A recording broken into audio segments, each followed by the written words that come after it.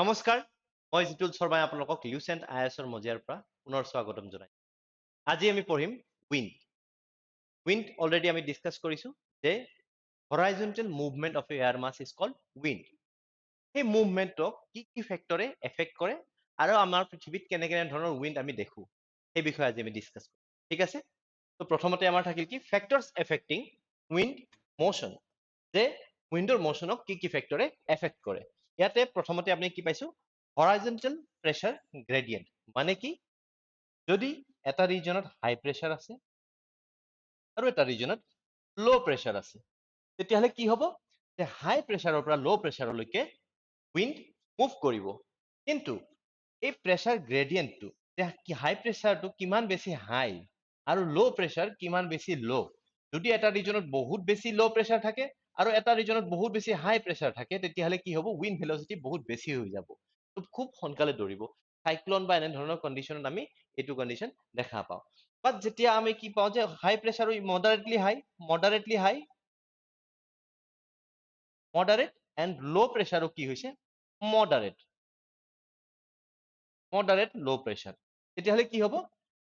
Velocity ল' হ'ব ঠিক আছে যেতিয়া লাহে লাহে বতাহ বলি থাকে তেতিয়া এনেধৰণৰ কণ্ডিশ্যন এটা ক্ৰিয়েট হয় গতিকে কি প্ৰেছাৰ গ্ৰেডিয়েণ্টে আমাৰ কি হৈছে মোশ্যনক যে কোনফালে ক'ৰ পৰা ক'লৈকে যাব আৰু কোনটো ভেলচিটিত যাব সেই বস্তুটো ডিটাৰমাইন কৰে তো হাই প্ৰেছাৰৰ পৰা ল' প্ৰেছাৰলৈকে যাব প্ৰেছাৰ গ্ৰেডিয়েণ্টটো সেইটো আছে আৰু লগতে কি হ'ব তাৰ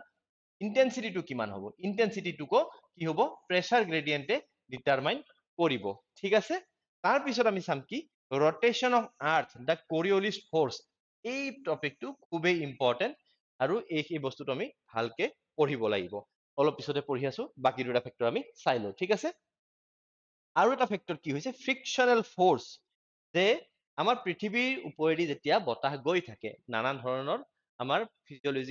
ফিজিকেল ফিচাৰ্ছৰ ওপৰেদি যেতিয়া গৈ থাকে তাত কি হ'ব ফ্ৰিকশ্যনেল ফ'ৰ্চৰ বাবে পৃথিৱীত কি হৈছে বতাহে নিজৰ ডিৰেকশ্যন চেঞ্জ কৰিব আৰু এটা ফেক্টৰ কি আছে চেন্ট্ৰিফিউগেল একশ্যন ইয়াৰ বিষয়ে আমি ডিটেইল ডিছকাশ্যন অলপ পিছতে কৰি আছো ডাইগ্ৰামেটিকলি ঠিক আছে ওকে আগবাঢ়িছো তো horizontal pressure gradient wind moves from high pressure to low' pressure already আমি ডিছকাছ কৰিলো thus pressure difference causes the wind to blow and the greater these differences the greater the wind velocity already এইখিনি বস্তু আমি discuss কৰিলো এতিয়া আমি কি discuss কৰিম কৰিঅলিছ ফ'ৰ্চ ডিছকাছ কৰিম এইখিনি ঠাই মই লৈ লৈছো ইয়াতে মই ডায়গ্ৰাম আঁকিম ঠিক আছে ইয়াতে চাব তো ডায়গ্ৰামটো ঠিক এনেকুৱা যে this is earth okay this is north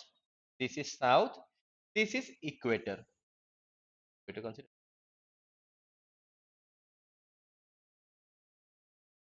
equator this is west this is east okay this is northern hemisphere this is southern hemisphere ঠিক আছে এতিয়া পৃথিৱীখন কি হৈছে ওয়েষ্টৰ পৰা ইষ্টলৈকে ঘূৰি আছে আছেনে ঠিকে আছে এতিয়া কি কৰিছো মই ইয়াত 30 ডিগ্ৰী লৈছো ওকে কনসিডাৰ দিছ টু বি 30 ডিগ্ৰী নৰ্থ আৰু ইয়াতে মই কি লৈছো 30 ডিগ্ৰী সাউথ ঠিক আছে তো কৰিঅলিছ ফ'ৰ্চ কি বস্তু a force which is generated by virtue of the rotation আৰ্থৰ যে rotation হৈ আছে ওয়েষ্টৰ পৰা ইষ্টলৈকে এই rotationৰ ফলত জেনাৰেট হোৱা এটা ফ'ৰ্চ এতিয়া কি কৈছো যে মই ইয়াত থিয় হৈ আছো আৰু মই বল এটা দলিয়াই দিছো ক'ত 30 ডিগ্ৰী লৈকে তো কি হৈছে যেতিয়ালৈকে বলটো গৈ পাব তেতিয়া কি হ'ব এনেকে যাব নে নাই বলটো because the earth is rotating earth move কৰিছে লগতে তাক লৈ গুচি যাব নে নাই এনেকে তো কি হৈছে ই ৰাইট সাইডে ডিফ্লেক্ট হ'ব এট দ্য সেম টাইম মই বল এটা যদি এইফালে দলিয়াই দিওঁ একদম কনসেপচুৱেলি বুজাৰ কাৰণে এইটো কনসেপ্ট ইজি সেইকাৰণে মই এনেকে বুজাই আছো ঠিক আছে ঠিক ইফালে যদি দলিয়াই দিছো তেতিয়ালে কি হ'ব বলটো ইফালে দি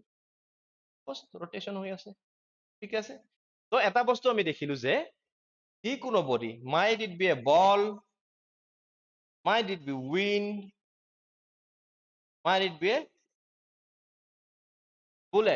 বুলেট হওক বল হওক উইণ্ড হওক যিকোনো বডি এটা হওক যদি নৰ্দাৰ্ণ হেমিস্ফিয়াৰত মুভ কৰে তেতিয়াহ'লে কি হ'ব তাক ৰাইট সাইডে ডিফ্লেক্ট হ'ব এই ৰাইট সাইডে ডিফ্লেক্ট হ'ব আৰু যদি সাউদাৰ্ণ হেমিস্ফিয়াৰত মুভ কৰে তেতিয়াহ'লে লেফট সাইডে ডিফ্লেক্ট হ'ব এই ফ'ৰ্চটো কৰিঅলিছ ফ'ৰ্চ বুলি কোৱা হয় আৰু এই কৰিঅলিছ ফ'ৰ্চে আৰ্থৰ উইণ্ড মুভমেণ্টত বহুত ডাঙৰ এটা প্ৰভাৱ পেলায় আমি যেতিয়া টাইপছ অফ উইণ্ড পঢ়িম তেতিয়া আমি গম পাম যে কৰিঅলিছ ফ'ৰ্চে কি ধৰণে প্ৰভাৱ বিস্তাৰ কৰি আছে ঠিক আছে দেন Coriolis force কি বস্তুৰ ওপৰত ডিপেন্ড কৰে? Horizontal velocity of the moving body. হৰাইজন্টেলি কিমান বেছি ভেলচিটিত গৈ আছে সেইটোৰ ওপৰতো Coriolis force ডিপেন্ড কৰে। যিমান বেছি ভেলচিটি হ'ব তাৰ মুভমেন্টৰ লগত ডিপেন্ড কৰিব, ঠিক আছে? Mass of the moving body, বডিটোৰ মাছ কিমান, ঠিক আছে? And sine of the latitude, sine of the latitude. Coriolis force is directly proportional to the sine of the latitude degree. For example, 30 degree. For example, sine 90 degree. ঠিক আছে? Sine 45 degree. যোনটো sign value বেছি হ'ব, যোনটো sign value বেছি হ'ব, sign 90 degree কিমান হ'ব? 1 হ'ব। 30 ডিগ্ৰী কিমান হ'ব?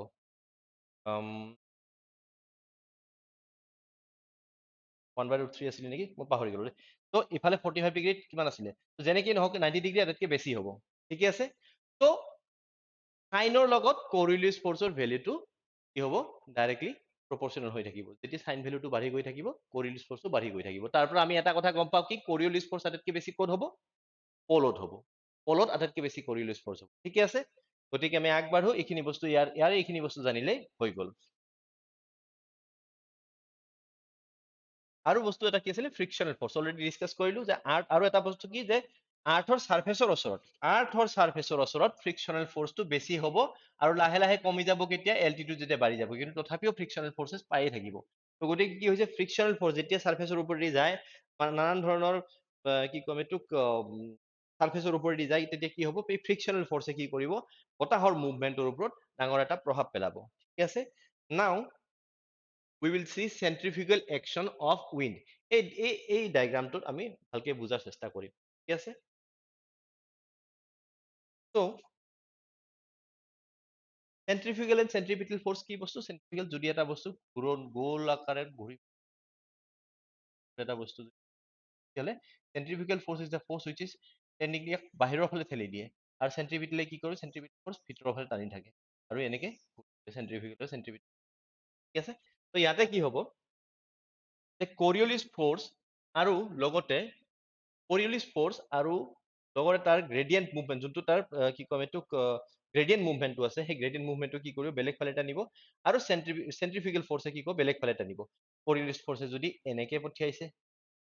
চেন্ট্ৰিফিউগেল ফৰ্চে তাক বাহিৰৰ ফালে পঠাইছে, ফ্ৰিকশ্যনে তাক বেলেগ ফালে টানি আছে, গ্ৰেডিয়েন্ট ফৰ্চটো এনেকে যাব।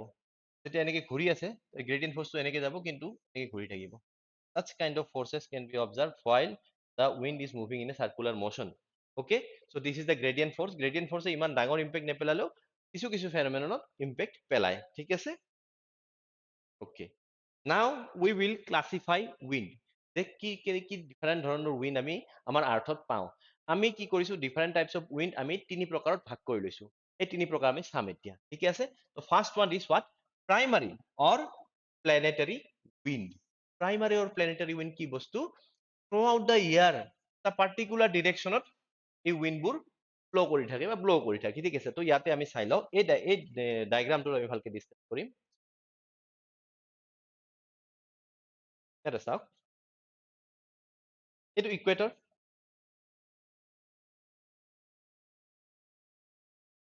এইটো হৈছে ইকুৱেটৰ, ঠিক আছে? This is our equator, and here what do we get? Equatorial low pressure belt. আৰু এইটো কি? Subtropical high pressure belt. ইয়াতে চাবলগীয়া হাই প্ৰেছাৰ আৰু এইটো কি আছে? ল' প্ৰেছাৰ। তো বতাহ কি হ'ব? হাই প্ৰেছাৰৰ পৰা ল' প্ৰেছাৰলৈকে আহিব, ঠিকে আছে? এইটো চেলটো মই আগৰ ক্লাছতে ডিছকাছ কৰিছো, এইটোক হেডলি চেল বুলি কোৱা হয়। এই সাবট্ৰপিকেল হাই প্ৰেছাৰ বেল্ট আৰু ইকুৱেটৰিয়েল ল' প্ৰেছাৰ বেল্টৰ মাজত যিখিনি এয়াৰ মুভমেণ্ট হয়, এইটোক হেডলি চেল বুলি কোৱা হয় দেই, হেডলি চেল বুলি কোৱা হয়। মই দেখুৱাই আছো এইটো। তাৰ আগতে আমি উইণ্ডটো কথা পাতি লওঁ। তো কি? যদি হাই প্ৰেছাৰ ৰিজনৰ পৰা ল' প্ৰেছাৰ ৰিজনলৈকে বতাহ আহিব লাগে, এনেকে আহিব লাগিছিল। বাট যেতিয়া Coriolis ফৰ্চ যেতিয়া ইয়াৰ ওপৰত এপ্লাই কৰা হয়, আমি কি কৰিলো যে নৰ্দাৰ্ণ হেমিস্ফিয়াৰত Coriolis ফৰ্চে কি কৰে? যিকোনো বডি এটাক ৰাইট চাইডে ডিফ্লেক্ট কৰে, হয়নে? তো ইয়াতে যদি আমি চাওঁ, এনেকে আহিব লাগিছিলে, তাৰ ৰাইট চাইডে ডিফ্লেক্ট কৰি লৈ গৈছে নে? ৰাইট চাইডে ডিফ্লেক্ট কৰি লৈ গৈছে এনেকে। বতাহ এনেকে গৈছে। যোন ঠাইত এনেকে আহিব লাগিছিল, বতাহ গৈছে এনেকে। তো এই বতাহখিনি কি কোৱা হয় ট্ৰেড উইণ্ড বুলিও কোৱা হয় বা ইষ্টাৰ্লিছ বুলিও কোৱা হয় ঠিকে আছে বা ট্ৰপিকেল ইষ্টাৰ্লিছ বুলিও ইয়াক জনা যায় ঠিক আছে কিয় কোৱা হয় ইষ্টাৰ্লিছ বিকজ এইটো হৈছে ৱেষ্ট এইটো হৈছে ইষ্ট তো ইষ্টৰ পৰা আহি থকা যেন লাগে এই উইণ্ডখিনি যদিও ই নৰ্থৰ পৰা সাউথলৈকে আহিছে ইকুৱেটৰলৈকে আহি আছে কিন্তু আহি থকা যেন লাগে কি যে ইষ্টৰ পৰা এনেকুৱা হৈছে ডিউ টু হোৱাট কৰিঅলিছ ফৰ্চ এক যেতিয়া কৰি থাকে এনেকুৱা হৈ যায় বতাহখিনি গতিকে ইয়াক কি কোৱা হয় ইষ্টাৰ্লি কোৱা হয় ট্ৰেড উইণ্ড কোৱা হয় কাৰণ ই ট্ৰেডত খুব সহায় কৰে ট্ৰেডত যেতিয়া জাহাজবোৰ যাব লাগে অহা যোৱা কৰিব লাগে তাত ট্ৰেড উইণ্ডত কি কোৱা হয় এই উইণ্ডখিনি খুব বেছিকে সহায় কৰে ঠিক আছে এগেইন তাৰপিছত কি কলো ইয়াতে কি হ'ব এতিয়া সাব পোলাৰ লো প্ৰেছাৰ বেল্ট এগেইন লো প্ৰেছাৰ পালো নে ইয়াতে হাই প্ৰেছাৰ আছে তো বতাহ কি হৈছে হাই প্ৰেছাৰৰ পৰা লো প্ৰেছাৰলৈকে যাব লাগে কিন্তু কৰিঅলিছ ফৰ্চে ইয়াতে কি কৰিব নৰ্দাৰ্ণ হেমিস্ফিয়াৰত কি কৰিব ৰাইট সাইডে ৰিফ্লেক্ট কৰিব গতিকে কি কৰিব ই এনেকে যাব ঠিকে আছে তো এতিয়া কি লাগিছে যে পশ্চিমৰ পৰা ৱেষ্টৰ পৰা অহা যেন লাগিছে নে বতাহখিনি তো বতাহৰ নাম সদায় য'ৰ পৰা আহি আছে তাৰ ওপৰত পৰে দেই যদি সাগৰৰ পৰা বতাহ যদি মাটিলৈকে আহিছে তেতিয়াহ'লে সি ব্ৰিজ হ'ব যদি লেণ্ডৰ পৰা সাগৰলৈকে গৈছে তেতিয়া লেণ্ড ব্ৰিজ বুলি কোৱা হয় আমি প্ৰিভিয়াছ ক্লাছত অলৰেডি ডিছকাছ কৰিছো সেই বিষয়ে ঠিক আছে এতিয়া চাওঁ আমি যে ইয়াত কি পালো আমি ৱেষ্টাৰ্লিছ ইয়াক কি বুলি কোৱা হ'ব ৱেষ্টাৰ্লিছ কাৰণ পশ্চিমৰ পৰা অহা যেন লাগিছে গতিকে ইয়াক কি কোৱা হ'ব ৱেষ্টাৰ্লিছ বুলি কোৱা হ'ব একেধৰণে এই পলত ইয়াতে কি আছে পলাৰ হাই প্ৰেছাৰ বেল্ট আছে ঠিকে আছে তো পলৰ হাই প্ৰেছাৰৰ পৰা কি হ'ব সাব পলাৰ লো প্ৰেছাৰলৈকে আহিব বতাহ আহিব লাগিছিল এনেকে ৰাইট সাইডে ৰিফ্লেক্ট হ'ব এনেকে ঠিকে আছে তো সেইকাৰণে কি কোৱা হয় ইয়াক পলাৰ ইষ্টাৰ্লিছ বুলি কোৱা হয় পলাৰ ইষ্টাৰ্লিছ ঠিকে আছে গতিকে আমি নৰ্দাৰ্ণ হেমিস্ফিয়াৰত এইখিনি বস্তু চালো সেম বস্তু সেম কনসেপ্ট যদি আমি সাউদাৰ্ণ হেমিস্ফিয়াৰত এপ্লাই কৰো আমি কি কৰিব লাগিব আমি লেফট সাইডে ৰিফ্লেক্ট হোৱা যিকোনো এটা বডি আমাৰ সাউদাৰ্ণ হেমিস্ফিয়াৰত লেফট সাইডে southern hemisphere left northern hemisphere right এইটো হৈছে কৰিঅলিছ ফৰ্চ তো লেফট সাইডে যেতিয়া ৰিফ্লেক্ট হ'ব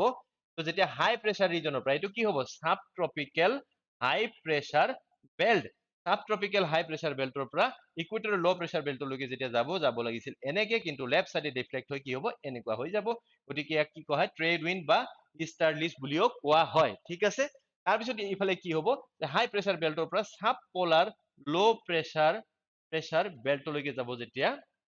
কি হ'ব আহিব লাগিছিল এনেকে কিন্তু ডিফ্লেক্ট হৈ লেফট সাইডে যাব এনেকে ইয়াক কি বুলি কোৱা হ'ব ৱেষ্টাৰ্লিছ কাৰণ একে ৱেষ্টৰ পৰা অহা যেন লাগিছে ৱেষ্টাৰ্লিছ সিমিলাৰলি ইয়াতে কি হ'ব সাউথ পলত কি হ'ব পলাৰ হাই প্ৰেছাৰ বেল্ট হ'ব তো কি হ'ব ইয়াৰ পৰা ইয়ালৈকে এনেকে যাব লাগিছিল গৈছে কেনেকে এনেকে গতিকে ইয়াক কি কোৱা হয় পলাৰ ইষ্টাৰ্লিছ ঠিকে আছে তাৰ বাহিৰেও এইখিনি বস্তু আমি বুজি পালো কি পালো আমি এবাৰ ভালকে আমি চাই লৈছো যে প্লেনেটাৰী উইণ্ড খিনি কি আছিলে polar easterlies westerlies trade wind or easterlies okay then we again get trade wind this is the north trade wind of northern hemisphere it will trade wind of southern hemisphere then we get westerlies and polar easterlies ঠিকে আছে ইয়াতে কি হৈছে মই আগতে কৈছিলো যে বতাহ কি হয় যেতিয়া হাই প্ৰেছাৰৰ পৰা লো প্ৰেছাৰলৈকে ৰিজনলৈকে আহিব ইকুৱেটৰত কি হৈছে বহুত গৰম এইখিনি ৰিজন গতিকে কি হ'ব কনভেকচনেল কাৰেণ্ট হ'ব ওপৰফালে উঠিব তাৰপিছত কি হ'ব আকৌ এটা পইণ্টত গৈ ৰিচিট তলৰ ফালে নামিবগৈ কি হৈছে ঠাণ্ডা হৈ পিছত তলৰ ফালে নামিব তো এইখিনি ৰিজন তলৰ ফালে আহিব সেইকাৰণে কি হৈছে এইটো ৰিজনত কি হৈছে হাই প্ৰেছাৰ ৰিজন এটা ক্ৰিয়েট হয় এই চেলটোক কি বুলি কোৱা হয় হেডলি চেল সিমিলাৰলি তাৰ ওপৰৰ যোনটো চেলটো আছে এতিয়া ফেৰেল চেল বুলি কোৱা হয় আৰু লাষ্টৰটোক পলাৰ চেল বুলি কোৱা হয় হেডলি ফেৰেল এণ্ড পলাৰ এই বিষয়ে মই MCQ কম দেখিছো কিন্তু আপোনালোকৰ কনচেপ্টৰ কাৰণে এই বস্তুখিনি কিন্তু ভালকে এবাৰ চাই ল'ব ঠিকে আছে মই ভালকে বুজাই দিলো ইয়াতো চাওক ইয়াতো সেম বস্তু কি হৈছে তলত ডিজিট কৰিছে নহয় লগালগ লো প্ৰেছাৰ বেল্টৰ ফালে গৈছে ইয়াৰ পৰা কি হৈছে ওপৰৰ ফালে উঠিছে ওপৰৰ ফালে উঠি গৈ কি হৈছে আকৌ গৈ ইয়াতে ৰিচিট কৰিছে তো এইটো কি কৈছে ফেৰেল চেল বুলি কোৱা হৈছে পলাৰ ৰিজনতো সেম কণ্ডিশ্যন হৈছে হাই প্ৰেছাৰ ৰিজনৰ পৰা লো প্ৰেছাৰ ৰিজনলৈকে আহিছে ওপৰৰ ফালে উঠিছে তাৰ পৰা আৰু কি হৈছে ৰিচিট কৰিছে পলাৰ ৰিজনত তো ইয়াক পলাৰ চেল বুলি কোৱা হৈছে ঠিকে আছে ঠিক তেনেকে সাউদাৰ্ণ হেমিস্ফিয়াৰতো আছে Hadley cell Ferrel cell and polar cell ঠিক আছে okay now let's go forward with our different kinds of winds now we have secondary or periodic wind এতিয়া আমি কি কৈছো secondary আৰু periodic wind this wind that changes its direction in different season is called secondary or periodic wind এটা example কি হৈছে monsoon বেলেগ বেলেগ ঠাইত জুন বা জুলাইত ঠিক এইখিনি সময়তে মনচুন আহি পায় আমাৰ হেৰি চাউদাৰ্ণ কষ্টত অলপ বেলেগ সময়ত আমাৰ অসমলৈকে অলপ বেলেগ সময়ত আহি পায় তো জুন জুলাই ঠিক এইখিনি সময়তে মনচুন আমাৰ ইয়াতে আহি পায় ঠিক আছে সেই সময়খিনি সেই ছিজনটো মনচুন ইয়াতে থাকে থাকি কি হয় ৰিট্ৰিটিং মনচুন যেতিয়া যায় ডিচেম্বৰৰ ওচৰত ডিচেম্বৰৰ শেষত কি হয় ৰিট্ৰিটিং মনচুনে কি কৰে তামিলনাডুত বৰষুণ দিয়ে তো কি হৈছে এটা সময়ত আহে আৰু এটা সময়ত যায় মনচুনৰ বিষয়ে আমি যেতিয়া ইণ্ডিয়াৰ ক্লাইমেট পঢ়িম তেতিয়া আৰু বেছি ভালকে পঢ়িম তো এতিয়া কৈছো যে মনচুন দুই প্ৰকাৰৰ আছে এটা হৈছে সাউথ ইষ্ট মনচুন আৰু এই সাউথ ইষ্ট মনচুনটো যেতিয়া ঘূৰি গুচি যায় তেতিয়া কি বুলি কোৱা হয়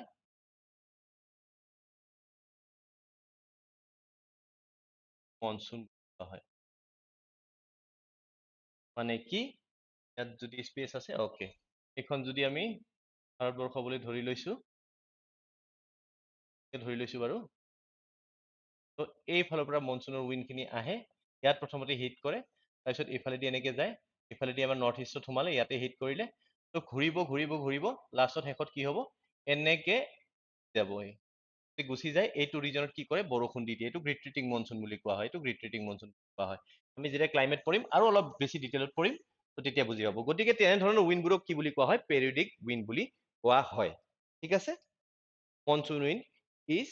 a recognizable secondary wind periodic windবোৰক secondary wind বুলি কোৱা হয় তো আমি কি পালো পাৰ্মানেন্ট প্ৰাইমাৰী উইণ্ড য'ত কি আছিলে ট্ৰেড উইণ্ড বা ইষ্টাৰ্লি ৱেষ্টাৰ্লি এণ্ড পলাৰ ইষ্টাৰ্লি পালো then we got secondary wind য'ত কি হয় periodically direction change কৰি থাকে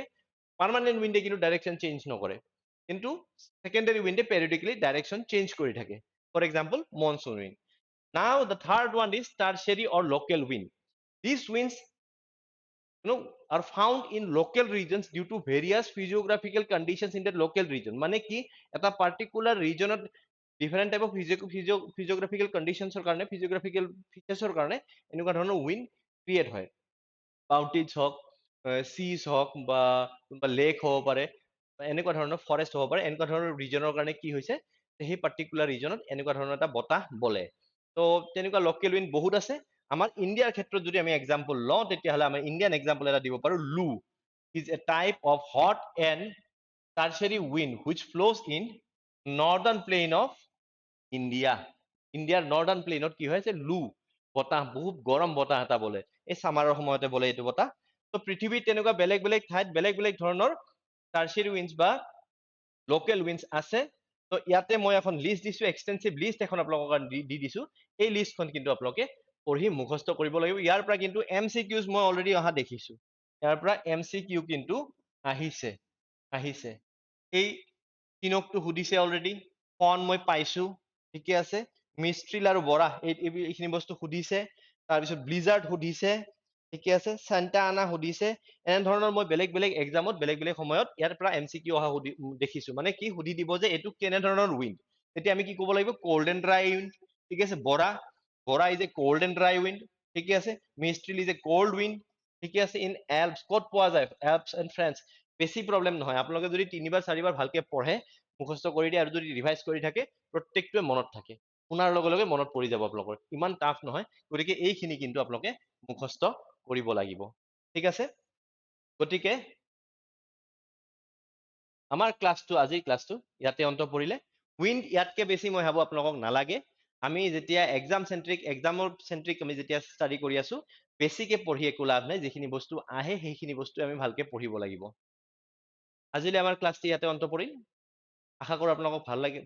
ভাল লাগিব ক্লাছটো যদি ভাল লাগে তেতিয়াহ'লে লাইক কৰিব আপোনালোকৰ পৰামৰ্শ কমেণ্টত জনাব আৰু শ্বেয়াৰ কৰিব ধন্যবাদ